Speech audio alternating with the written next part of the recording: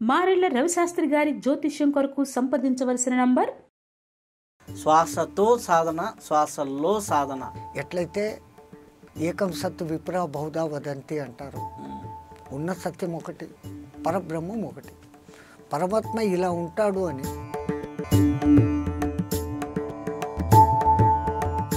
ఇంత యోగం తెలిసి, ఇంత శ్వాస జ్ఞానం తెలిసి వాడు ఎందుకు పడుతున్నాడు?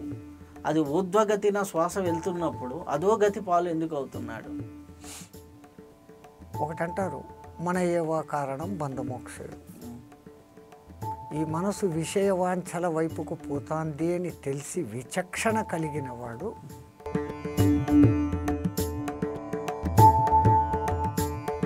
వైభోగంలో ఉంటూ ఇంటర్నల్గా వైరాగ్యం సంపాదించుకోవాలి. బయటికి వైభోగం ఉండాలి, ఇంటర్నల్గా వైరాగ్యం ఉండాలి. ఎగ్జాక్ట్ మన సనాతన ధర్మం మనకు చెప్తున్నది ఇదే. నువ్వు ఇక్కడ ఇహలోకంలో సుఖంగా ఉండు, పరలోకం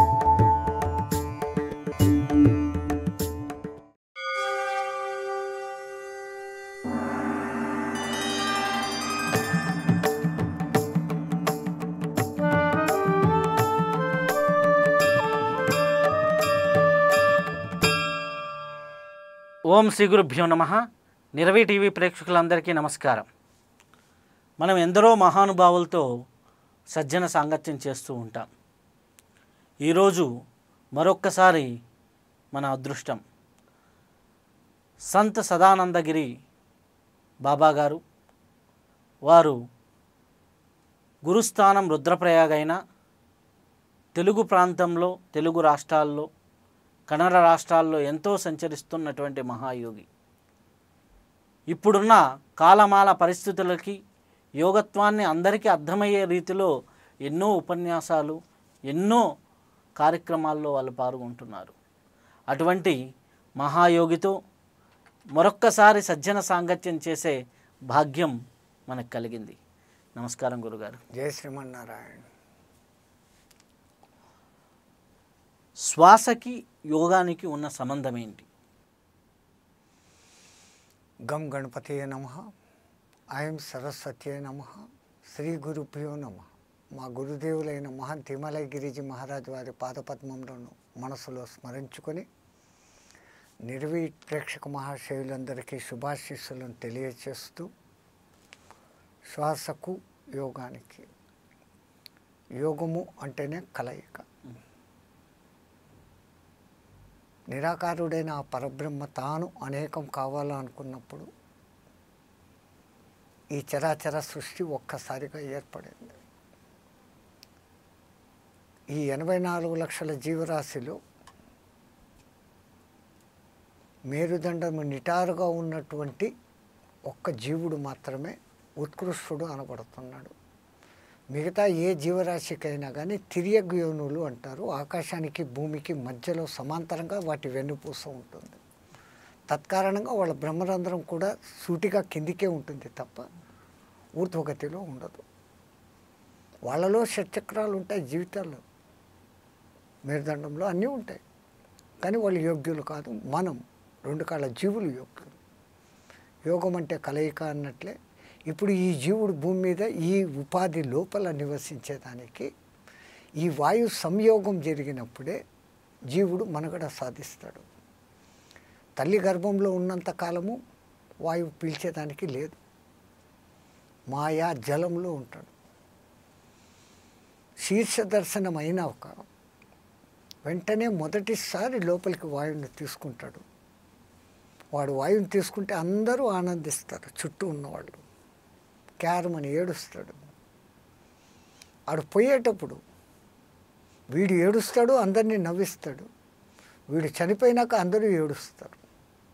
శ్వాసను తీసుకొని బయటకు వస్తున్నాడు, శ్వాసను వదిలేసి ఇక్కడే నుంచి వదిలిపోతున్నాడు. తల్లి గర్భంలో నుంచి భూగర్భంలోకి చేరిపోతున్నాడు. తో అలాగా శ్వాసకు యోగానికి అవినాభావ సంబంధం. ఇప్పుడు మన పూర్వ ఋషిమునులు ఈ శ్వాస సంచాలనంతోనే మానవుడికి ఉన్నది అన్న రహస్యం చాలా సులభంగా కనుక్కున్నారు. ఏ మానవుడైనా మహా అంటే 20-30 రోజులు ఆహారం లేకుండా ఉండవచ్చు. మీ ఆంధ్రప్రదేశ్ సాధన కోసం పొట్టి శ్రీరాములు అనుకుంటాను ఎవరూ చేయనంతగా 50 రోజులు చేశాడు. అంటే పట్టుదల ఉంటే 50 రోజుల వరకు ఆహారం లేకుండా ఉండవచ్చు, 7 రోజుల వరకు నీళ్లు లేకుండా ఉండవచ్చు. కానీ 30 సెకండ్లు శివుడు కాస్త శవం అయిపోతాడు. అంతటి ముఖ్య ప్రాముఖ్యత ఉంది. పరమాత్ముడి విచిత్రమైన ఈ దేహ నిర్మాణంలో కండ్లు అనేది బహువచనంగా వాడుతున్నాం, చెవులు బహువచనంగా వాడుతున్నాం. కానీ అవి చేసే పని ఒకటే. కళ్ళు కేవలం చూస్తుంది, చెవులు కేవలం వింటుంది.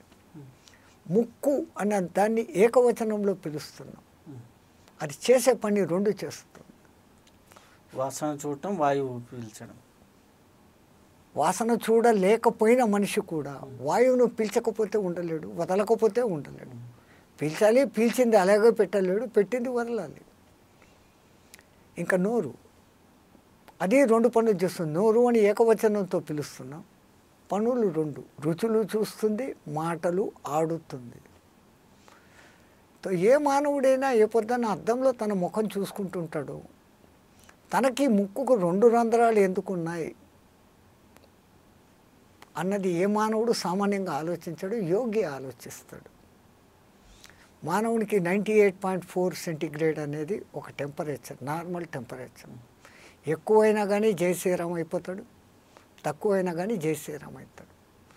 ఆ ఉష్ణోగ్రతను సమశీతోష్ణంలో ఉంచేదానికి పరమాత్ముడు మనకు చంద్రనాడి సూర్యనాడి అన్న పేరు మీద ఈ 2 ముక్కు రంధ్రాలను ఇచ్చాడు. కేవలం శ్వాసనే కాదు, అక్కడ ఈ నాడుల ద్వారా అతనికి టెంపరేచర్ పెరిగిపోయినప్పుడు చంద్రనాడి ఆటోమేటిక్గా ఎక్కువగా పనిచేసి తిరిగి టెంపరేచర్ను నార్మల్కు తెచ్చేకి తన వంతు ప్రయత్నం తాను చేస్తుంది.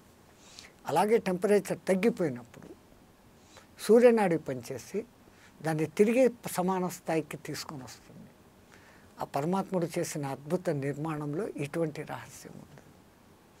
ఇంకా మరి ఈ శ్వాసలో పైకి శ్వాస అని ఒక్కటంటున్నాం.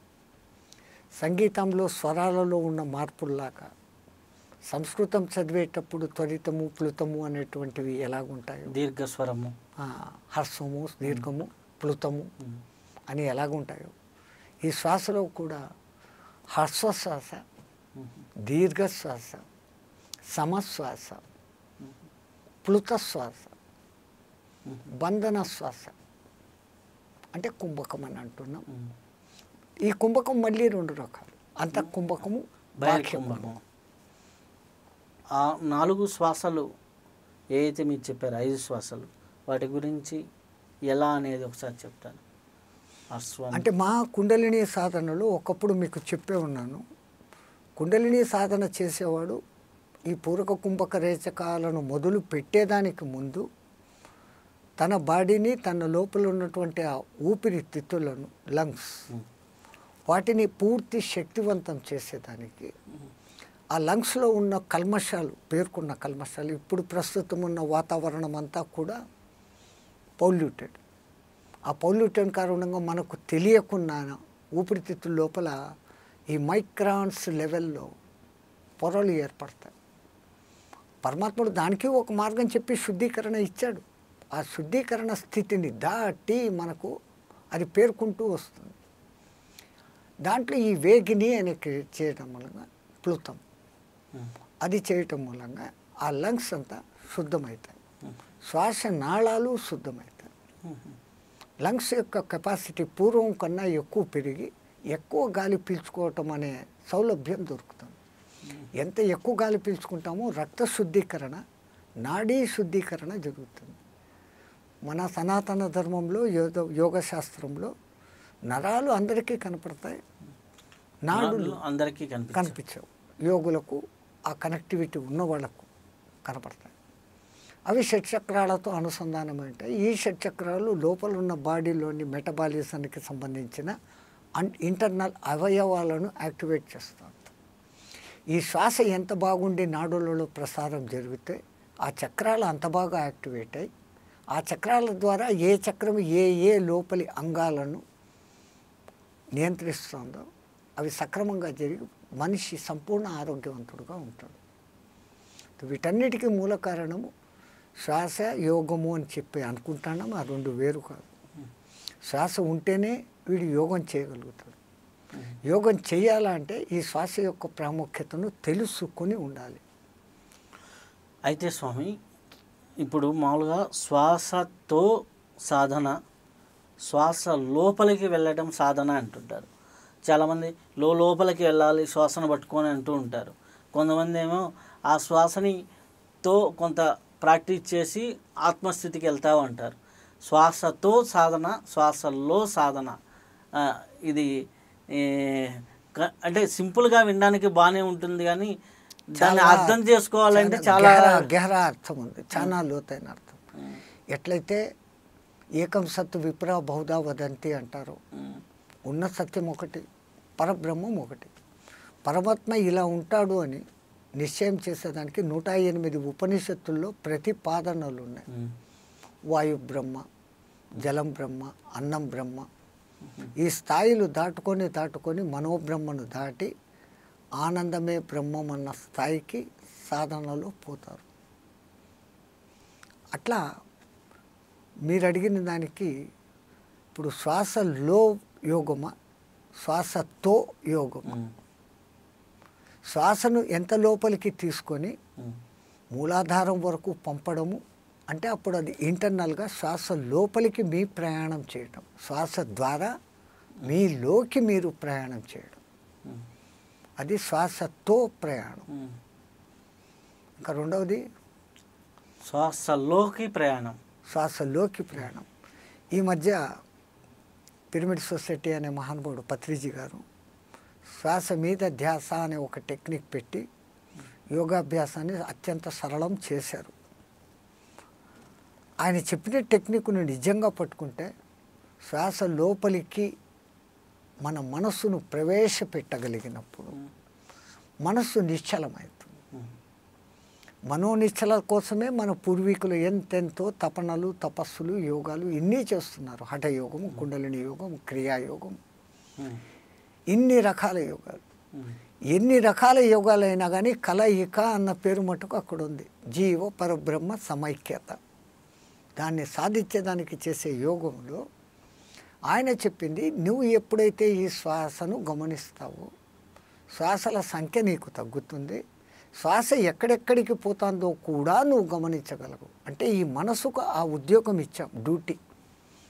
ఎప్పుడైతే మనసు దాని మీద లగ్నమైందో మీ మనసు నిర్విషయం, నిరాలోచన స్థితికి వస్తుంది. అది శ్వాసలోకి ప్రయాణం చేయడం అంటే ఈ శ్వాసను గమనించడము.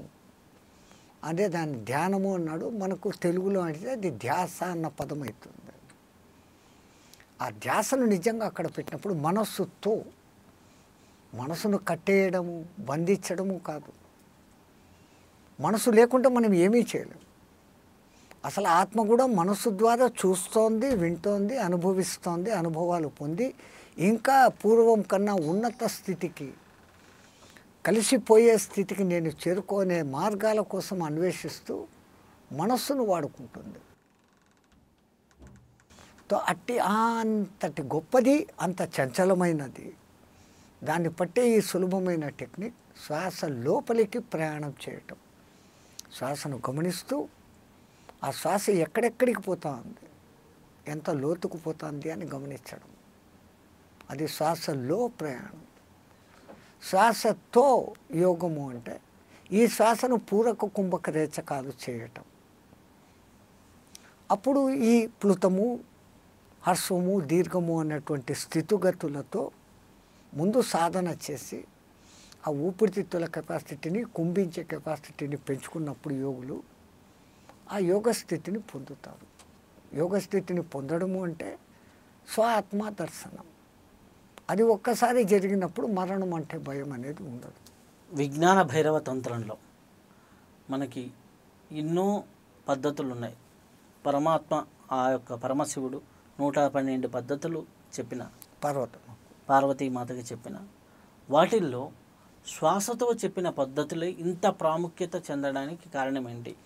ఎందుకంటే ఈ ఉపాధి నిలబడాలి, పని చేయాలి, తిరగాలి, ఏదన్నా సాధించాలి, ఏమి చెయ్యాలన్నా వాని దశ ఇంద్రియాలు, కర్మేంద్రియ జ్ఞానేంద్రియాలు పనిచేయాలన్న ఈ 10 కోసము ఆ పరమాత్ముడు 10 రకాల ప్రాణాలను పెట్టిండు. ఆ ప్రాణం దేని మీద ఆధారపడి ఉంది? శ్వాస మీద ఆధారపడి ఉంది. ఉన్నాయి కదా, ప్రాణ అపాన వ్యాన ఉదాన సమానాలు, నాగ కూర్మ కృకుర దేవదత్త ధనుంజయాలు.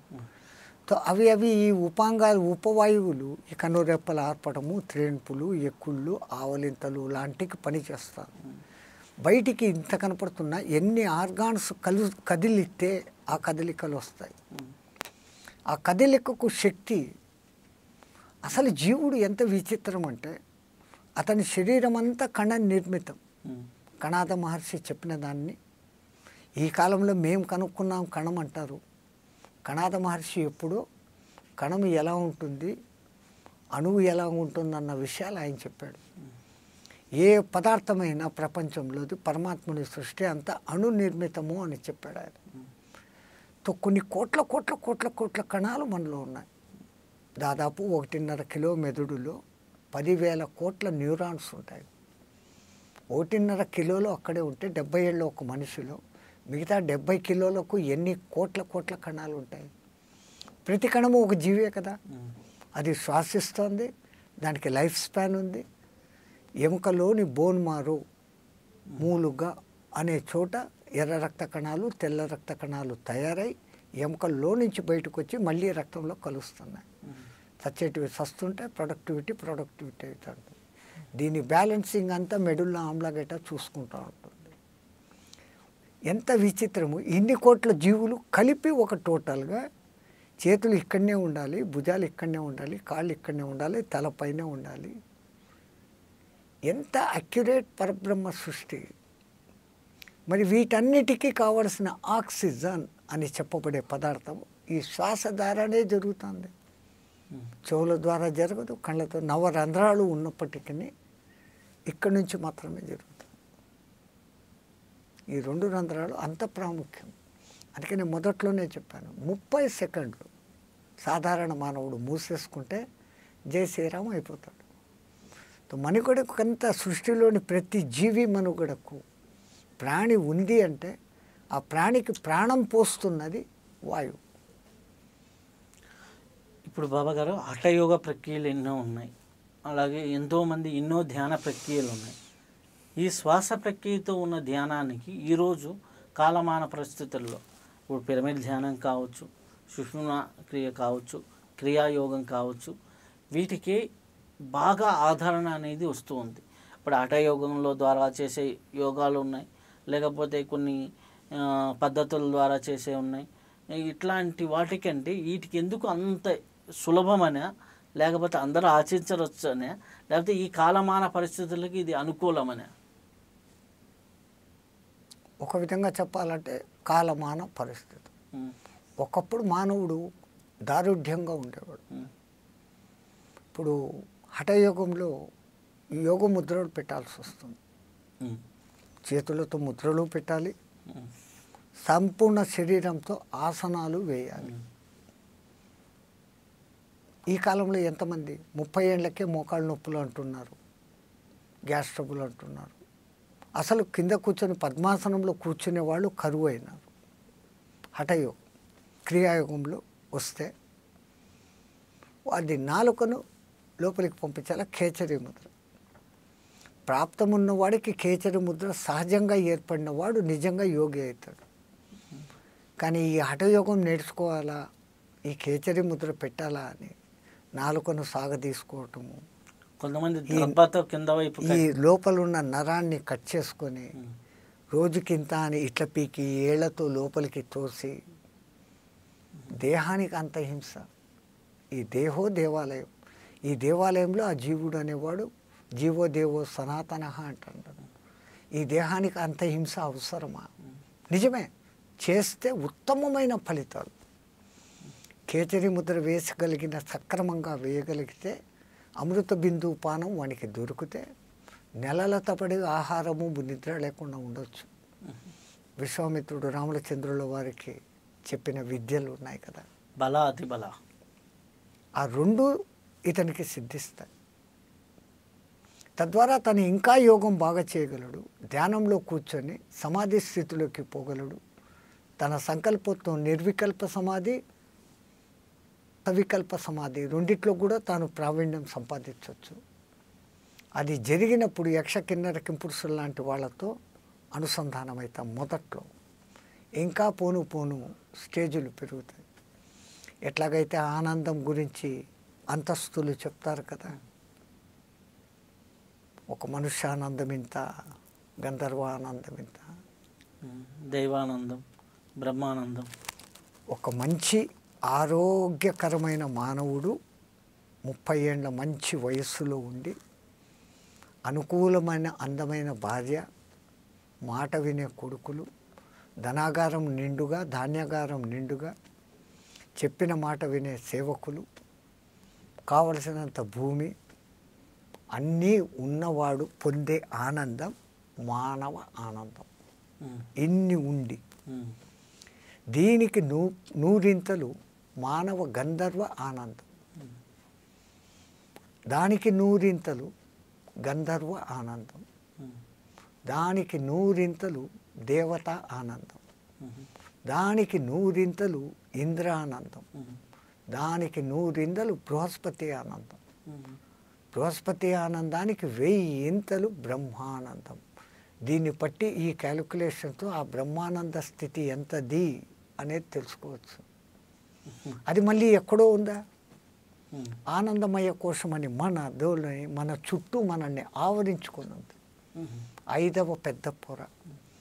ఈ ఆరా వాళ్ళు ఫోటోలు తీస్తే మన ఈ జీవుడు 5 పొరలతో కనపడతాడు. ఆ 5వది ఆనందకర ఇది అంటారు. అన్నమయ, ప్రాణమయ, మనోమయ, విజ్ఞానమయ, ఆనందమయ. దాన్ని పొందాలంటే కూడా అంతా స్టెప్పులు ఎక్కి ముందు అన్నమయ్య, ఇది తింటే ప్రాణం ఉండునయ్యా, ప్రాణం ఉన్న చోట మనసు పనిచేయునయ్యా, ఆ మనసు అజ్ఞాన విజ్ఞాన సుజ్ఞానాల వైపు పరుగులు ఇడునయ్యా, విజ్ఞానము దొరికిన వాడికి ఆనందము దొరుకునయ్యా. చాలా అద్భుతంగా చెప్పారు.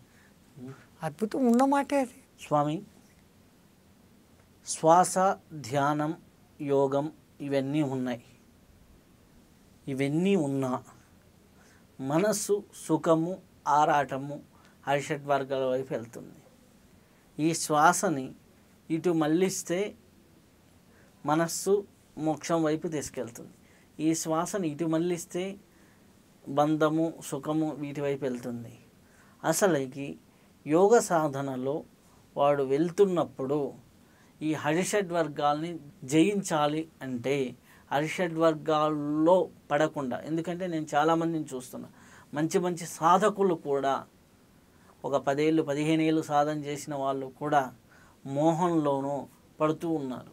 అంటే నాకు తెలిసిన వాళ్ళు కావచ్చు, ఆల్రెడీ సాధనలో ఉన్న వాళ్ళు కావచ్చు. పేపర్లలో ఎన్నో చోట్ల చూస్తుంటున్నాం, పలానా యోగి ఇట్లా భ్రష్టుడైనాడు, పలానా యోగి జైలుకి పోయినాడు, పలానా యోగి రేప్ చేసినాడు అనకూడని మాటలైనా అనాల్సి వస్తుంది. ఇది ఇంత యోగం తెలిసి, ఇంత శ్వాస జ్ఞానం తెలిసి వాడు ఎందుకు పడుతున్నాడు?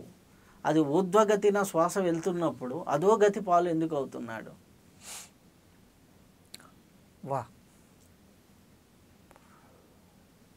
ఒకటంటారు, మన ఏవా కారణం బంధమోక్షయు. ఈ మనసు విషయవాంఛల వైపుకు పోతాంది అని తెలిసి విచక్షణ కలిగిన వాడు, ఇది కాదు నా మార్గము అనుకున్నాడు, ఉన్నత స్థితికి పోతాడు.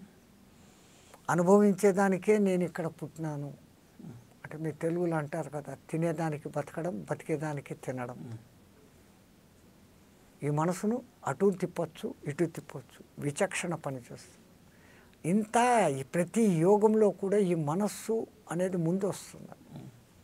ఈ మనసులో నుంచి పుట్టేదే ఈర్ష, ద్వేష, పగ, అసూయ, ప్రతీకారం. ఈ ఒక్క 6 అరిషడ్వర్గాలే కాదు, వాటి యొక్క ఉపాంగాలు ఇవన్నీ.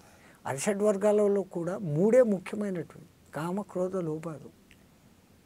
మదమోహ మాత్సర్యాలు. మదం ఎక్కువైతే వాడికి కామం ఎక్కువ. ఇవి దానికి ఉపాంగాలు. అందుకే శ్రీరామచంద్రుడు త్రిశూరుడిని చంపాడు అనేసి దానికి ఎగ్జాంపుల్. త్రిశూరుడు వాడి 3 తలలు కాదు, మనిషిలోని ఈ ప్రధానమైన 3 షడ్గుణాలలో దుర్గుణాలలో మొదటి 3 కామ క్రోధ లోభాలు. మాత్సర్యం ఎప్పుడు వస్తుంది? లోభం ఉన్నప్పుడు వస్తుంది. అంటే ఈ 3ంటికి ఆ 3 ఉపాంగాలు. ప్రధానమైనటి ఈ 3. నిన్న శ్రీమాన్ తలికెన్న భరణి వారు ఒక గొప్ప కార్యక్రమంలో తాను ఇంకా రికార్డు చేయని ఒక పాటను సభికులకు వినిపించారు. నేను ఒక గొప్ప కార్యక్రమం జరిగింది. ఆయన ఎంత అద్భుతంగా చెప్తాడంటే, నాలోని కామం అనే పాము నన్ను కాటేయ చేస్తున్నది శివ, దానిని పట్టి నీ మెడలో వేసుకోవయ్యా. క్రోధం అనే పులి నన్ను చంపేదానికి వస్తోంది, దాన్ని తోలు తీసి నీ బట్టగా కట్టుకోవయ్యా.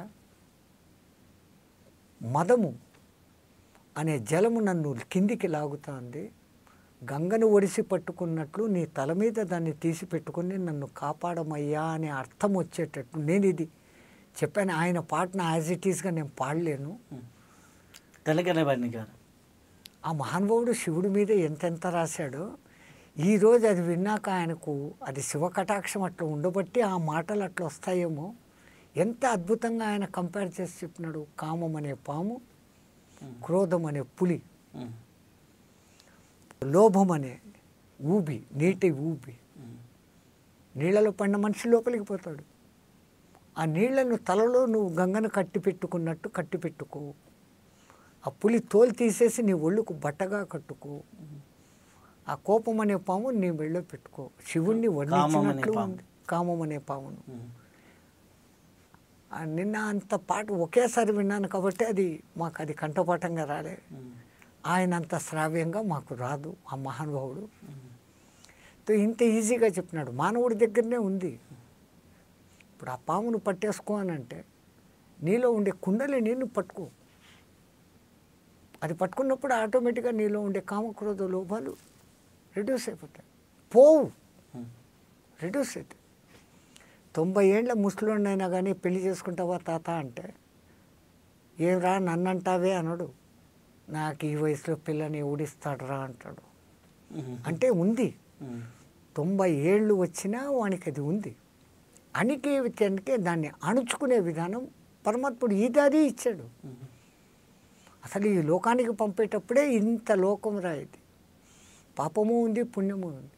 నీకు విచక్షణ ఎవరికి ఏ జంతువుకి అయినంత విచక్షణ ఇచ్చినాను. దాన్ని ఉపయోగించి సన్మార్గంలో పోతావో దుర్మార్గుడు అయిపోతావు. దానవుడిగా మారుతావో మాధవుడిగా మారుతావో మనిషిగానే ఉండిపోతావు. 3 ఛాయిస్లు నీదే. మా నవుడు, దా నవుడు, మా ధవుడు. వాళ్ళు ముగ్గురు ఎక్కడో లేరు, అంత లోపలనే ఉన్నారు. అయితే స్వామి, కొంతమంది సాధన చేస్తూ ఉంటారు, శ్వాస చిన్నదవుతూ ఉంటుంది చేసే కొద్దీ, ఓన్లీ ఇక్కడ మాత్రమే అవుతుంది. ఆ చిన్న శ్వాస అయినప్పుడు అధో చక్రాలకి ప్రాణశక్తి అనేది వెళ్ళదు. అంటే అధో చక్రాల మీద చాలామంది ఫోకస్ చేయరు. అప్పుడు వాళ్ళ జీవితంలో సంసారం అని కానీ ఉద్యోగం అని కానీ ఇవన్నిటిని వదిలేసి వైరాగ్య భావంలోకి వెళ్తున్నారు. చాలామంది సాధకుల్లో నేను ఇది గమనించాను. అంటే ఎలా అంటే వాళ్ళు కొన్ని రోజులు ధ్యానమనో లేకపోతే యోగానో చేస్తారు. నాకు ఇది ఉంది, ఇక్కడ ఏదో ఆనందం ఉంది, ఇదేదో ఉందని సంసార బాధ్యతలను వదిలేయటం, లేకపోతే కొంతమంది స్టూడెంట్స్ ఉంటే తల్లిదండ్రుల బాధ్యతలను వదిలేయటం, ఇలా కాకుండా ఏదో సన్యాసం తీసుకుంటే గొప్ప అనుకోవడం, ఇలా కాకుండా వారికి లోయర్ చక్రాస్ మీద గ్రిప్పే ఉండదు. కొంతమంది అట్లా తోస్తే పడిపోతారు, కానీ వాడు మళ్ళీ బాగానే చేస్తాడు క్రియ. కానీ అది ఎందుకు జరుగుతుంది?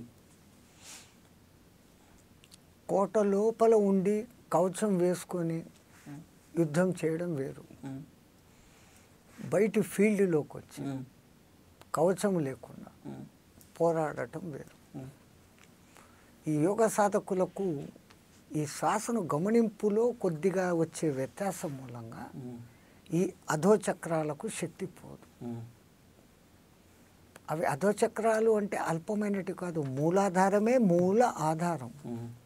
కుండలిని శక్తి అక్కడే ఉంది, ఇడా పింగళం నాడుల స్థానము అక్కడే ఉంది. మరి ఇంకా మణిపూరకానికి కింద స్వాదిష్టాన చక్రం, స్వాధిష్టానానికి మధ్యలో భావపేటిక అనే కండరం ఉంది. మనకి భావాలు అక్కడి నుంచి ఉద్భవిస్తాయి. పర పశ్యంతి మధ్యమ వైఖరి. మనకిప్పుడంతా వైఖరే కనపడుతుంది. ఒక పువ్వును చూసిన వెంటనే ఇది బాగుంది అన్న భావన ఇక్కడ పుట్టి, ఆ బాగుంది అని చెప్పేది చాలా బాగుంది, అద్భుతంగా ఉంది, అపూర్వంగా ఉంది లాంటి మాటలను ఏది వాడాలా పరా నుంచి పశ్యంతి.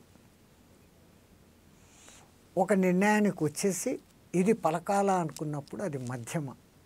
ఇక్కడ స్వరపేటిగా ఆ చెప్పిన ఇన్ని భావాలను చేసి వైఖరిగా ఇస్తుంది. ఫ్రాక్షన్ ఆఫ్ సెకండ్ అన్నది కూడా ఆ మాట కూడా దీనికి పనికిరాదు. అంత స్మాలెస్ట్ డ్యూరియేషన్లో ఈ పరా నుంచి పశ్యంతికి వస్తాను. ఇక్కడ ఉంది భావపేటిక. ఆ భావాన్ని మనం పట్టుకోగలిగితే, పరాలోకి ప్రవేశించగలిగితే, ధ్యాన సాధనలో సంకల్పం చేసుకొని నేను ఇక్కడి నుంచి ఇక్కడికి మార్చుతున్న శ్వాస ఆజ్ఞాచక్రం అంటున్నాం. ఈ ఆజ్ఞాచక్రం ఎక్కడుంది? పంచభూతాలకు పైన ఉంది. మూలాధారం భూతత్వం, జలతత్వం, అగ్నితత్వం, వాయుతత్వం, ఆకాశతత్వం. అంటే జీవుడు పంచభూతాలతో తయారైనాడు. పంచభూతాలను యోగరీత్యా వదిలివేసినప్పుడు కేవలం జీవుడే మిగులుతున్నాడు. ఆ జీవుడికి ఇంకా శ్వాసలు ఉన్నాయి, సంచితము ఉంది. అందుకని హం క్షం అనే 2 దళాలతో ఉంటుంది. ఆజ్ఞాచక్రము అంటారు. ఒక వృత్తము, ఆ వృత్తంలో ఔం అనే అక్షరము, ఇటుపక్క హం ఇటుపక్క క్షం అని ఉంటుంది. హం అనేది హంసవతి, అంటే మనం శ్వాస తీసుకొని వదిలే శ్వాసక్రియ. క్షం అనేది మన యొక్క సంచితం. ఆ రెండింటినీ కూడా వదిలిపెట్టినప్పుడు ఈ జీవుడు పరమాత్మతో అంటే సహస్రారానికి చేరుకుంటాడు అనేటట్లు. ఎప్పుడైతే ఈ ఆజ్ఞాచక్రం వరకు జీవుడు ప్రవేశించినాడో వానికి పంచభూతాల మీద కమాండిటీ వస్తుంది. అంటే ఏదో వాటిని నీళ్ళ మీద నడిచేస్తాడు, భూమి లోపలికి కూరుకొని పోతాడు కాదు. ఆయా చక్రాల మీద మనసు పెట్టితే అక్కడికి వాయువును పంపగలడు. బయటికి సులభంగా అనిపిస్తుంది, చాలా దీర్ఘ సాధన. పూర్వకాలపు ఋషులు 70-80 ఏళ్ళు సాధన చేస్తే వాళ్ళకి ఇది సిద్ధించి వాళ్ళు వాయుగమనము, జలస్తంభనము లాంటి సులభంగా చేయగలుగుతున్నారు. ఆ యోగ సిద్ధుల కోసం మనం చేయాల్సిన పని లేదు. మన ఇంటర్నల్గా ఉన్నటువంటి లోపల ఉన్న జలము భూముల దగ్గర వరకు ఆ శ్వాసను ప్రయత్నించి ఎప్పుడూ వాటిని యాక్టివేట్లో ఉంచితే, మూల ఆధారం బాగుంటే ఆజ్ఞాచక్రం బాగుంటుంది. ఆజ్ఞాచక్రాన్ని మీరు జయించగలిగితే మూలాధారం మీద మీకు కమాండ్ వస్తుంది. ఇది పరస్పర ఆధారపూరితాలు, ఒకదానికి ఒకటి సైకిల్ 2 చక్రాల్లాగా. ఏ అయితే ఓనాహి ఓన, ఇది ఉంటే అది ఉండదు, అది తిరగకపోతే ఇది తిరగదు. ఈ రెండిటికి మధ్య అనుసంధానం మన పెడల్స్. ఆ పెడల్స్ మన బుద్ధి, మన విచక్షణ జ్ఞానం. అయితే ఒక సాధకుడికి వైభోగము ఉండాలి, వైరాగ్యము ఉండాలి. వైభోగం అంటే సంసారికంగా తను ఏదైతే బాధ్యతలు నిర్వర్తించాలో దాంట్లో ఆర్థికంగా కావచ్చు, కుటుంబ నేపథ్యపరంగా కావచ్చు, భౌతికంగా కావలసిన ఆస్తిపాస్తుల పరంగా కావచ్చు, ఇదంతా వైభోగం.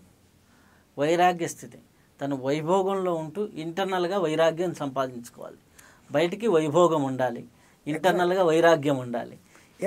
ఎగ్జాక్ట్ మన సనాతన ధర్మం మనకు చెప్తున్నది ఇదే. నువ్వు ఇక్కడ ఇహలోకంలో సుఖంగా ఉండు, పరలోకంలో నీ సీటును గ్యారంటీ చేసి పెట్టుకో. ఆ గ్యారంటీ చేసి పెట్టుకోవాలంటే ఒక దిక్కు వైరాగ్యము ఉండాలి, భోగము ఉండాలి. భోగించేదానికి నీవు తెలివితేటలు ఉపయోగించి సంపాదన సంపాదిస్తావు, నీవు పోషించుకుంటావు, ఆనందిస్తావు, నీ భార్య బిడ్డలను ఆనందపరుస్తావు. 24 గంటలు దానికి కేటాయించకుండా ఈ ఉన్న 24 గంటలు 8 గంటలు నిద్ర, 8 గంటలు వ్యాపార వ్యవహారాలు, 4-5 గంటలు లోకాభిరామాయణం, అక్కడికి ప్రయాణాలు, ఇక్కడికి ప్రయాణాలు, ఇవన్నీ చేసుకొని ఆ విధంగా ధర్మార్థ కామ మోక్షాలలో మొదటిదైన ధర్మరూపంగా డబ్బులు సంపాదించి నీ కామనలు కోరికలను ధర్మరూపంగా తీసుకో. అన్నిటికీ ముందు ప్రధానంగా ధర్మంగా సంపాదించు, ధర్మంగమైన కోరికలను తీర్చుకో. అప్పుడు నీకు మోక్షం. నాలుగవది నీ చేతిలో కరతల అమలకం.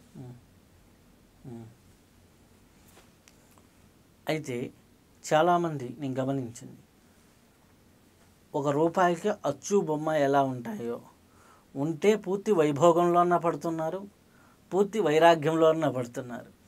ఈ వైభోగానికి వైరాగ్యానికి సాధన ఏ విధంగా ఉంటుంది?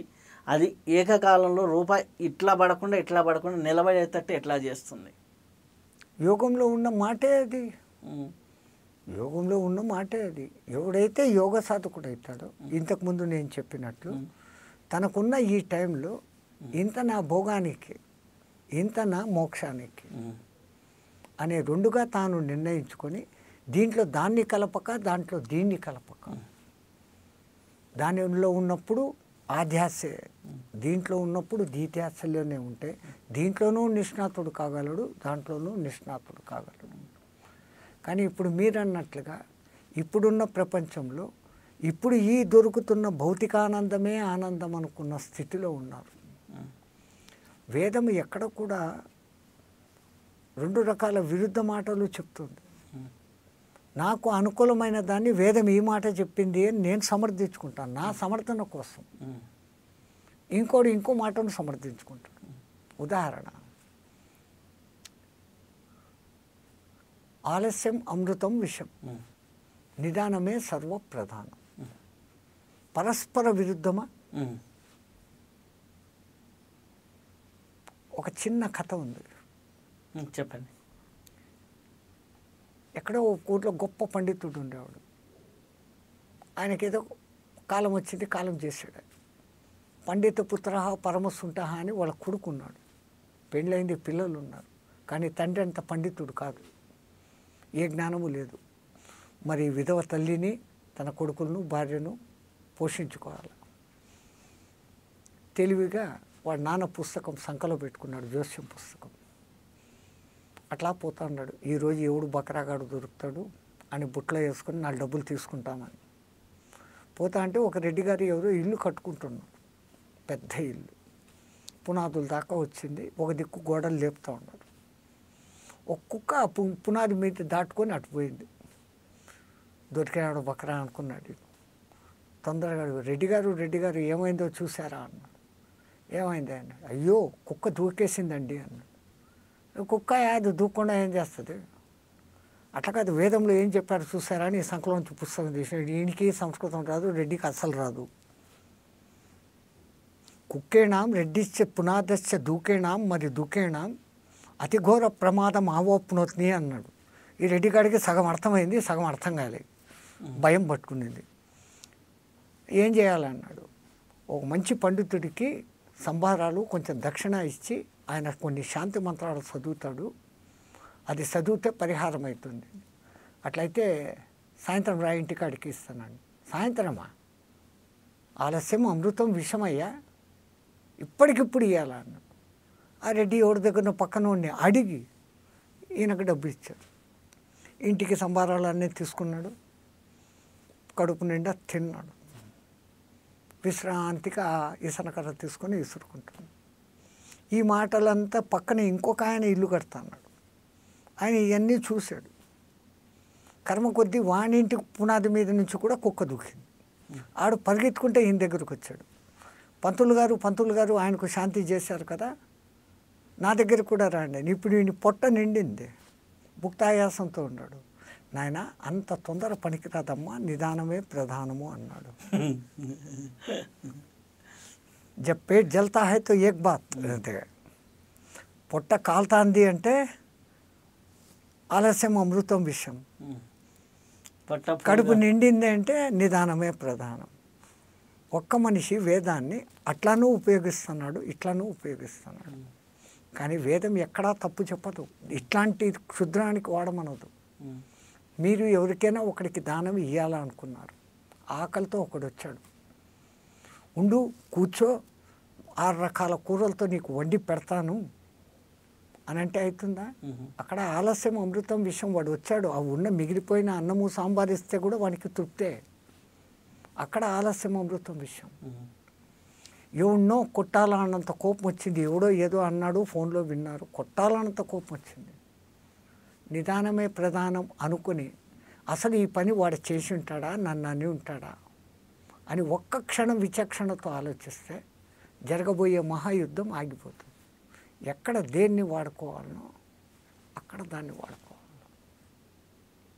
పొట్ట నిండినప్పుడు ఒక మాట, కడుపు మండినప్పుడు ఒక మాట కాకూడదు. చాలా బాగుంది స్వామి. అయితే చివరిగా యోగ జీవితం అలాగే ఈ యొక్క భౌతిక జీవితాన్ని బ్యాలెన్స్ చేస్తూ ఒక యువకుడు జీవితాన్ని సాగించాలి అంటే వాళ్ళ నిత్య జీవన ప్రణాళిక ఏ విధంగా ఉండాలి, వాళ్ళ కార్యాచరణ ఏ విధంగా ఉంటే బాగుంటుంది? ఓ పక్క సాఫ్ట్వేర్ ఉద్యోగాలు, ఓ పక్క సాఫ్ట్వేర్ ఉద్యోగాలకు వెళ్తే అక్కడ అనేక కల్చర్స్, ఇంకో పక్క ఉండేది యోగ సాధన చేయాలనుకుంటారు. ఈ రెండిట్లో గడబిడి అవుతూ ఉంటారు. దాంట్లో ఆల్రెడీ మీరు ఇందాక చెప్పినట్లుగా యోగాన్ని అంటేనే యోగము వైభోగాన్ని బ్యాలెన్స్ చేయాలని, కానీ వాడి యొక్క దినచర్య ఏ విధంగా ఉంటే వాడు యోగాన్ని అలాగే వైభోగాన్ని రెండింటినీ బ్యాలెన్స్ చేయగలరు. వైరాగ్య వైభోగాల్ని బ్యాలెన్స్ చేయాలంటే వాడి దినచర్య ఏ విధంగా ఉండాలి? అన్నికంటే ముఖ్యంగా అతి సర్వత్రా వర్జయ్యేత్. ఇప్పుడు ఆయన చేస్తున్న ఉద్యోగంలో ఇంకా ఏమో చేయాలనుకుని ఆ కోర్సు చదువుతాను, ఈ కోర్సు చదువుతాను అని 24 గంటలు పుస్తకాలు పట్టుకుని కూర్చొని అవుతుందా? అట్లాగనే తంత్ర సాధనలోకి దిగి ఒకటి సిద్ధించింది, ఇంకోటి కావాలా. ఈ కావాలా అనేది పెరగడం మొదలు పెడితే దానికి హద్దు లేదు. కొన్ని సిద్ధిస్తాయి, కొన్ని సిద్ధించకపోయినప్పుడు నిరాశ ఒకటి ఏర్పడుతుంది, లేదా పట్టుదల ఏర్పడుతుంది. పట్టుదల ఏర్పడినప్పుడు దీని మీద ప్రయాణం ఎక్కువ చేస్తే జీవిక అనబడేటువంటి ఆ ఉద్యోగం దెబ్బతింటుంది. లేదు నాకు ఉద్యోగమే చేసుకుంటున్నాను అంటే ధార్మికమైనటువంటి ఈ సనాతన ధర్మంలో చేయాల్సిన నిజమైన జ్ఞాన సాధన ఆత్మదర్శనం, అది పోవాలి. కానీ ఈ అల్పమైన విద్యలు ఈ పొద్దు వస్తాయి, రేపు పోతాయి. వచ్చినట్టు ఎప్పుడు పోతాయి, ఉన్నది ఎప్పటికీ శాశ్వతంగా ఉంటుంది అంటారు కదా. యోగం అంటే కలిగి ఉండటము, ఆ ఉన్నది పోకుండా ఉండేదానికి యోగక్షేమం అంటారు. క్షేమంగా ఉంది నాతో. బయటికి యోగక్షేమం అన్నారు, మనం వేరే పదంలో వాడతాము. యోగం అంటే తనకు వచ్చింది, ఆ వచ్చింది పోకుండా మన దగ్గరే ఉంది అంటే క్షేమం. యోగక్షేమం వహామ్యహం అంటాడు ఆయన. ఎందుకంటే నేను నీకు ఇచ్చాను, నువ్వు దాన్ని భద్రంగా కాపాడుకో. నీ విద్యుక్త ధర్మము ఆధ్యాత్మికతలో దక్షిణం వైపుకు పోవాల్సిందే కానీ వామం వైపుకు పోమని చెప్పరు. మనకి తంత్ర సాధనలు పూజలు ఉన్నాయి కదా, వీటిలో ఈ రెండు ఉన్నాయి. మీరు ఇంతకుముందు చెప్పినట్లు రూపాయి నాణానికి రెండు ఉన్నట్లు ఆధ్యాత్మిక సాధనలో కూడా వామతంత్రాలు దక్షిణాచారాలు ఉన్నాయి. దక్షిణాచారం ఎప్పటికీ రాచపాట, కానీ స్లో బాట. అసలు దారే కనపడకుండా రాళ్ళు కొంపలతో ఉంటుంది, మార్గం కూడా ఉండదు. ఈ కౌలాచారము పెద్ద కార్పెట్ పరిచి బ్యానర్లు పెట్టి పన్నీరు చిలకరిస్తూ స్వాగతిస్తాయి, మనం దాంట్లో పడిపోతాం. ప్రయాణం బాగుంటుంది కొంచెం దూరం, ఆ తర్వాత అధపాతాళం. కానీ ఈ కంపలు దారి లేని మార్గం ఉంది. పోతూ ఉంటే అఖండమైన జ్ఞాన జ్యోతిలోకి మనం ప్రవేశిస్తాం. ఎంతవరకు ఒకవేళ క్షుద్ర సాధనలు కూడా ఇతరులకు మేలు చేసేదానికి వాడేటివి కొన్ని ఉన్నాయి. ఎవరో ఏదో చేశారు, దానికి విరుగుడు చేసేది ఉన్నాయి. దేవుడు ఉన్నాడంటే దెయ్యము ఉంది, లేక కాదు. కానీ అవి అవసరమా? లలితని పట్టుకో, త్రిపురను పట్టుకో, రాజరాజేశ్వరిని పట్టుకో, శివుని పట్టుకో, గణపతిని పట్టుకో. ఈ చిన్నవి వస్తాయి. కన్నపిశాచి, స్వర్ణభైరవి, ఏం చేస్తాయి? దానికి పెట్టాల్సినటువంటి బలులు, దానికి చేయాల్సిన పూజలు, దానికి ఇవ్వాల్సినవి సరిగ్గా ఇవ్వకపోతే అది మనల్ని మింగుతుంది. లేదా మనకు శక్తి వచ్చింది అని ఇంకొన్ని ఉన్నో ఉద్ధరించేదానికి వాని మీద ఉన్నది మనం తీసేస్తే అది మన మీదకి ఎక్కి కూర్చుంటుంది. దాన్ని భరించుకునే శక్తి ఉన్నంతగా ఈ మాంసపిండాన్ని మంత్రపిండంగా మార్చుకున్నవాడు ఆ రెమెడీస్ చేసేదానికి దిగాల. అది ఒక పెద్ద సముద్రము. ఆ సబ్జెక్టే చాలా దూరం పోతుంది, చాలా దూరం పోతుంది. అది మాకు తెలిసింది, మా గురువు చెప్పింది. అవన్నీ సిద్ధులు అనేది మనిషిని పతనానికి పోతాడా, నా వైపుకు చూస్తాడా అనే దానికి పరమాత్ముడు ఏర్పాటు చేసిన ఒక మాయ. సిద్ధులు తాత్కాలిక ఫలితాలు ఇస్తాయి, ఏదో ఒక దినం దెబ్బ కొడతాడు. మహామహులు దెబ్బతిన్నారు. నవనాథులలో మత్స్యేంద్రుడు లాంటి వానికే దెబ్బలు పడినాయి. మానవ మాత్రలో మనం ఎక్కడ? అయితే నేను అడిగిన కోణంలో ఒక యువకుడి యొక్క దినచర్య అంటే మార్నింగ్ నుంచి నైట్ వరకు ఏ విధంగా ప్లాన్ చేసుకుంటే వాడు యోగత్వంలో బ్యాలెన్స్డ్గా ఉండగలడు? ఒకప్పుడు మీకు చెప్పే ఉంటాను, నిమిషము అర నిమిషము మంత్రాలు ఆయా సందర్భాలలో చేసుకుంటూ ఉంటే ఈ జీవుడు మాంసపిండం మంత్రపిండం అయిపోతుంది. ఏ ప్రమేయము లేకుండా అంత దినమంతా మంత్రాలు కావు. పొద్దున్నే బెడ్ మీద మీరు నిద్ర లేసారు, బెడ్ దిగక ముందే చేతులు కళ్ళ మీద పెట్టుకొని కరాగ్రి వసతి లక్ష్మి, కర మధ్య సరస్వతి, కలమూలంచ పార్వతి, ప్రభాతే కరదర్శనం. ఎంతసేపు పట్టింది? 30 సెకండ్లు. కాలు కింద పెడుతున్నాం. సముద్ర వసనే దేవి, అనేక రత్న సంభూతే, విష్ణుపత్నీచ దేవి, క్షమస్వత్వం మమ పాత తాడనం. ఇది నిమిషమన్నా అయిందా? వితిన్ మినిట్ అయిపోయింది. 2 బ్రష్ చేసుకున్నా, లెట్రిన్ బాత్రూమ్ పోయినా, స్నానానికి పోతాను, నీళ్ళలో చేయి పెట్టినాను. గంగేచ యమునేచ గోదావరి నర్మదా సరస్వతి అస్మిన్ జలసన్నిధౌ కురు. అయిపోయింది.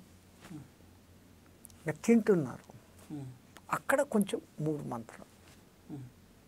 అన్నపుణ్యే సదాపుణ్యే శంకర ప్రాణవల్లభే. భక్తి జ్ఞాన సిద్ధార్థం అని చెప్పేసి సంసారులు చెప్పాలి, భక్తి వైరాగ్య సిద్ధార్థం అని సన్యాసులు చెప్పాలి. ఆ తేడా తెలియకుండా 2 కలిపి చెప్పేస్తున్నారు. అందరికీ ఒకటే చెప్పేస్తున్నారు. సావుకు పెళ్ళికి ఒకటే మంత్రం. ఏమంటారు? అన్నపుణ్యే సదాపుణ్యే శంకర ప్రాణవల్లభే జ్ఞాన వైరాగ్య సిద్ధార్థం. అందరికీ వైరాగ్యం ఇస్తే మాకు అన్నం పెట్టేవాడు అందరు మీరంతా వైరాగ్యులు అయిపోతే మాకు వైరాగ్యం కావాలి, మీకు భక్తి జ్ఞానాలు కావాలి. జ్ఞాన వైరాగ్య సిద్ధార్థం అని మేమంటాం, మీకు భక్తి జ్ఞానాలు కావాలి. అక్కడ ఆ చిన్న పొరపాటు అదొక పేరు. రెండవది బ్రహ్మార్పణం, బ్రహ్మహవి, బ్రహ్మాగ్నం, బ్రహ్మణాహుతం, బ్రహ్మణైవ గంతవ్యం, బ్రహ్మకర్మ సమాధి. రెండో చుట్టు నీళ్ళు.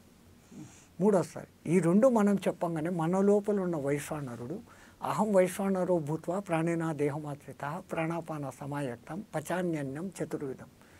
ఒరే నువ్వు తింటున్నది నేనే గ్రహిస్తున్నాను, నాకే తిరిగి అది చేరుతా ఉంది, డోంట్ వరీ అని చెప్తున్నాడు.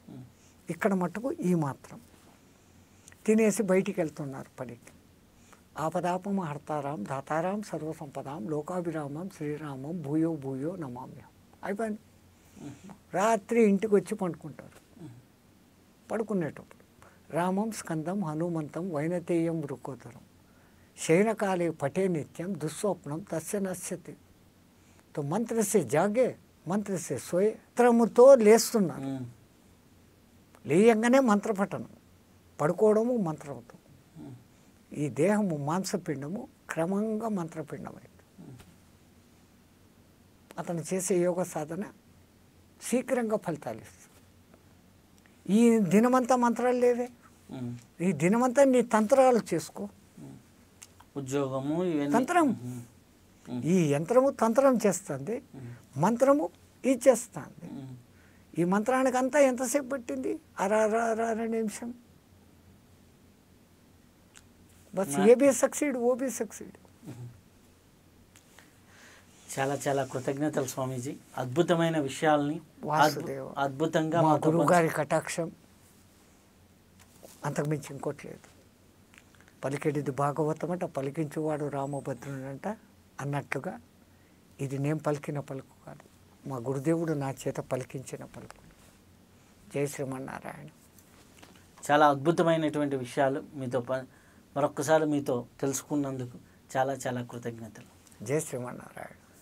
ఇప్పటి వరకు అద్భుతమైనటువంటి విషయాలు తెలుసుకుందాం. మరొక్కసారి మరొక్క భాగంలో కలుసుకుందాం. అంతవరకు ఈ కార్యక్రమం అనేది నిర్విరామంగానే సాగుతూ ఉంటుంది. శుభం భూయాత్. మారెళ్ల రవిశాస్త్రి గారి జ్యోతిష్యం కొరకు సంప్రదించవలసిన నంబర్